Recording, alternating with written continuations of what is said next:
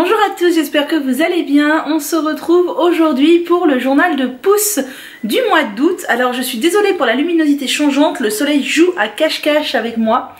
On va essayer de faire avec. Donc durant ce mois d'août, j'ai fait les choses plutôt simplement. Je me suis lavé les cheveux 5 fois et à chaque fois vous verrez que j'ai fait plus ou moins des choses similaires. La première chose que j'ai faite, c'est de faire un mélange de cet après-shampoing Urte-Crème à la rose et de ce masque Alverde, donc aux fruits de la passion. J'ai mélangé tout ça, j'ai appliqué sur cheveux humides, j'ai laissé poser à peu près 2 heures, puis j'ai lavé avec mon chouchou le shampoing Caddy à l'hibiscus. C'était un masque tout simple, ces deux produits ont une composition parfaite. Ce shampoing a une composition absolument parfaite et hyper douce. Pour ceux qui se demandent, alors moi ce shampoing ne me lave pas les gros bains d'huile, par contre ce genre de masque il me les lave parfaitement bien. C'est un combo qui marche bien, même si ça me laisse des cheveux un tout petit peu moins doux que les co-wash. J'ai ensuite fait 4 co-wash améliorés, donc maintenant vous connaissez mes co-wash améliorés. La base ce sont des poudres, donc un mélange de poudre lavante, de poudre ayurvédique et de poudre de plante, auquel je rajoute du gel d'aloe vera. Généralement un actif tel que Kératine Protect parce que c'est un actif qu'il faut que je termine de chez Aromazone. Et une cuillère à café d'huile, donc en ce moment c'est brocoli et picoui parce que c'est ce que j'ai chez moi et ça plaît plutôt bien à mes cheveux. À cela je rajoute toujours du gel d'aloe vera et un après-shampoing. L'après-shampoing est la seule variante de mon co-wash. Donc maintenant que je vous ai présenté la base du co-wash, je vais vous dire quels sont les différents après-shampoings que j'ai utilisés pour ces 4 co-wash. Dans le premier, j'ai utilisé l'après-shampoing Eco Cosmétique que j'aime vraiment beaucoup, qui a une très bonne composition, mais malheureusement une très petite contenance de 125 ml. Et c'est vrai que pour ma longueur, il commence à en falloir pas mal.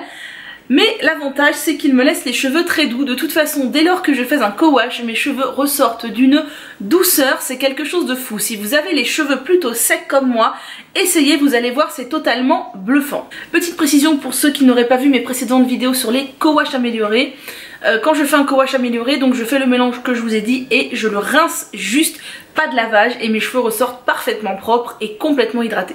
Pour le second, j'ai mélangé l'après-shampoing Sebio que vous connaissez bien à force de le voir sur ma chaîne. C'est un après-shampoing qui a une très bonne composition, qui marche très bien et qui coûte vraiment très peu cher pour le gros format. Ainsi que mon nouveau chouchou, l'après-shampoing santé familial à la mangue et à l'aloe vera que j'aime vraiment beaucoup. Il ne coûte pas très cher, il a une très bonne composition et sur moi il marche du feu de Dieu. Pour le quatrième co-wash, j'ai réutilisé mon après-shampoing Urte-Crème à la rose. Je pense que c'est celui de la gamme Urte-Crème qui marche le mieux sur mes cheveux. Il me semble qu'il est pour les cheveux secs ou c'est un spécial hydratation. Il marche vraiment très bien. Et pour mon quatrième co-wash, j'ai fait un mélange de ces deux produits. L'après-shampoing Avril qui ne coûte vraiment pas très cher. Ce n'est pas celui que je préfère, même s'il a une très bonne composition, ce n'est pas celui qui me fait les plus beaux cheveux. Mais si vous avez un petit budget, il est très bien. Et j'ai terminé cet après-shampoing à la mangue de chez Santé, qui n'est pas le même que l'autre que je viens de vous montrer, que j'ai depuis un bout de temps. J'avais entendu qu'il était pas d'une si bonne composition que ça, puisqu'il contenait des ammonium quaternaire.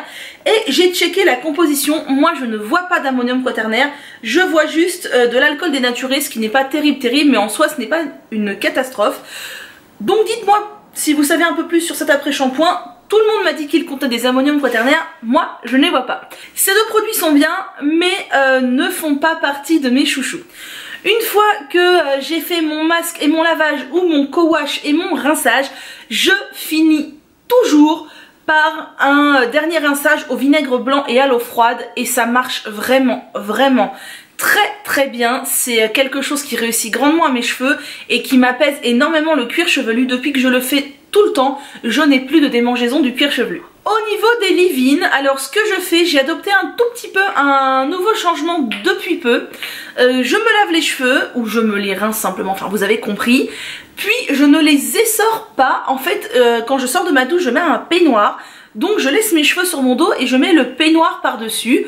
Donc mes cheveux sèchent dans le peignoir que je garde environ 5-6 minutes le temps de me laver les dents.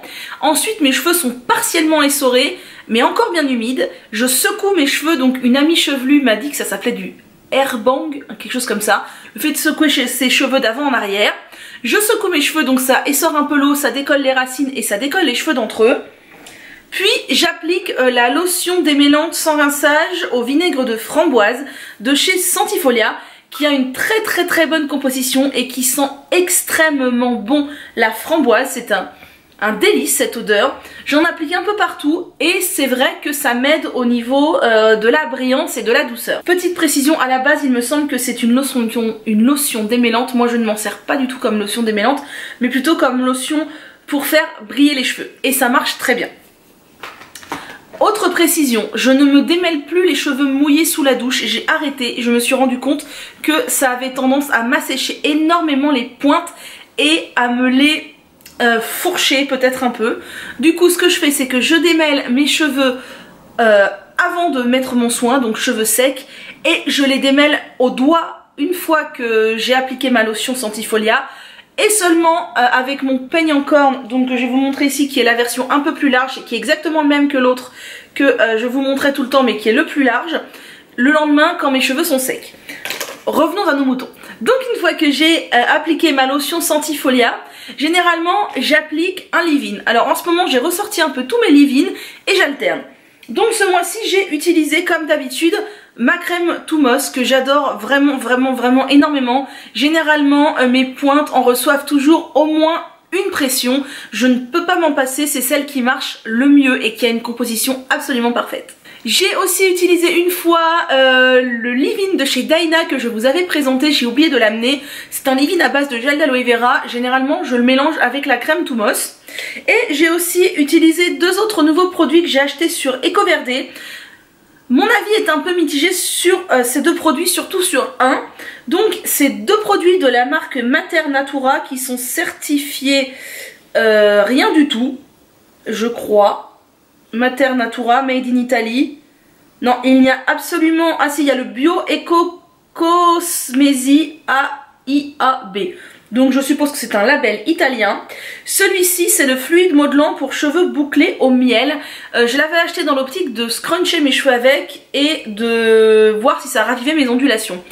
Au final j'ai arrêté complètement de scruncher mes cheveux. Déjà parce qu'ils sont trop longs je pense pour reboucler ou du moins ronduler naturellement. Et parce que je me suis rendu compte que ça desséchait énormément les pointes et que ça favorisait les fourches. Donc j'ai arrêté. Ceci dit, je m'en sers quand même comme leave-in puisque ça contient du miel et je me dis que c'est pas plus mal. Je n'ai pas checké la compo, il y a quelques noms qui me paraissent un peu étranges. Je vais faire ça, je vais regarder. Et je me demande si ce ne sont pas des ammonium quaternaire.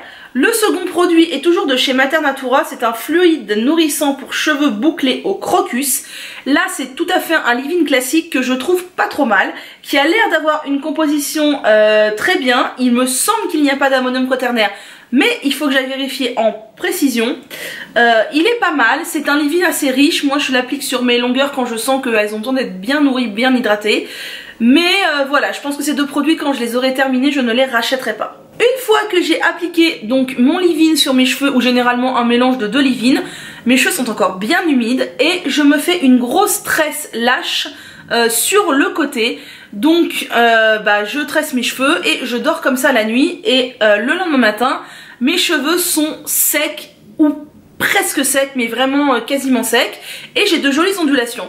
Je me suis rendu compte que ça marchait très bien et que ça m'asséchait moins les cheveux que de faire une tresse serrée avec un paranda. Après le paranda marche très bien, j'aime beaucoup, mais là ça fait un peu plus naturel. Et donc le lendemain, quand mes cheveux sont secs, je défais la tresse, je démêle avec mon peigne en corne à dents larges que je viens de vous montrer, et j'applique toujours un petit peu d'huile sèche. Et ce mois-ci, j'ai surtout utilisé l'huile sèche de chez De Novo, l'Oléo Silk, que j'aime énormément et qui vraiment marche très bien sur les cheveux, qui a une très bonne composition et qui sent très bon. Et ce que je fais, c'est que je laisse mes cheveux généralement détachés le lendemain du lavage. Et il m'arrive souvent de les attacher après, surtout quand je travaille. Bon là c'était pas le cas au mois d'août, mais maintenant que je retravaille, je les attache parce que c'est vraiment compliqué de travailler avec les cheveux détachés quand on a cette longueur, puisque je vous ai dit au mois d'août j'ai atteint les 1 mètre, donc je suis hyper contente.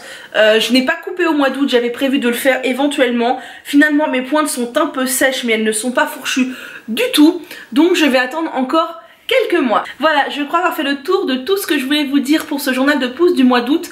Demandez-moi si vous avez des questions, n'hésitez pas. C'est vrai que je ne réponds pas toujours tout de suite aux commentaires, mais comme je travaille, YouTube n'est vraiment pas ma priorité. Puis à côté, vous savez que j'aime faire beaucoup de choses, comme des activités manuelles, et parfois en rentrant le soir du boulot, j'ai plus envie de me mettre sur mon canapé à faire du crochet que de me mettre derrière l'ordinateur. Voilà, ça me fatigue un peu les yeux, tout ça. Et si vous souhaitez voir en détail